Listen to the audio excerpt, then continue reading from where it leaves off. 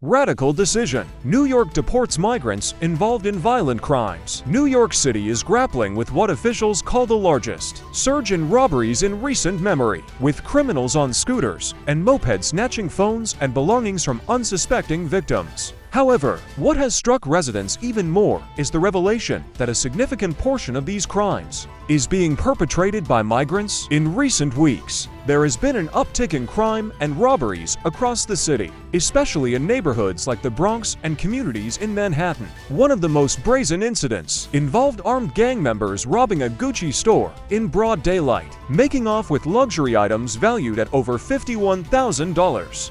But perhaps the most disturbing aspect of this crime wave is the involvement of migrants in these criminal activities. Surveillance footage captured migrants robbing a 52-year-old woman of her belongings, dragging her along the sidewalk and leaving her bruised and battered. These incidents have sparked outrage among New Yorkers, many of whom had previously advocated for providing shelter to migrants. On February 5th, police arrested migrants suspected of being part of a larger criminal network operating from an apartment in the Bronx. The apartment was described as a hideout for stolen goods, and Mayor Eric Adams accompanied the NYPD during the arrests. Despite the small number of individuals involved, their impact on public safety has been significant. According to police, many of the arrested migrants are allegedly from Venezuela and have organized a sophisticated criminal network responsible for numerous robberies. The suspects are believed to be connected to up to 62 incidents of phone and belongings snatching from victims, especially targeting older women.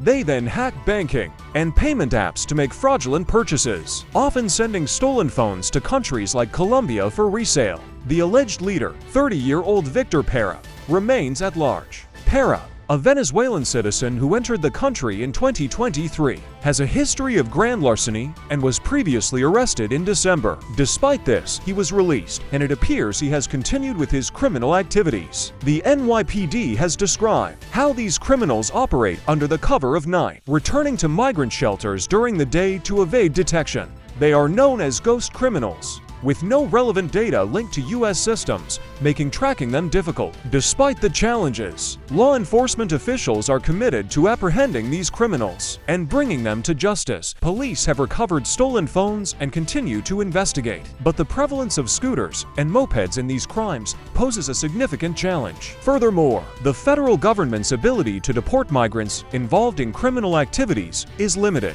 exacerbating the situation since New York City declared itself a sanctuary in 2014. Cooperation between federal immigration authorities and local police has been minimal. As investigations continue and more arrests are expected, New Yorkers feel vulnerable and fearful, especially for their elderly population. Law enforcement agencies are working tirelessly to address these concerns, but the complex nature of these crimes requires a multifaceted approach involving both local and federal authorities.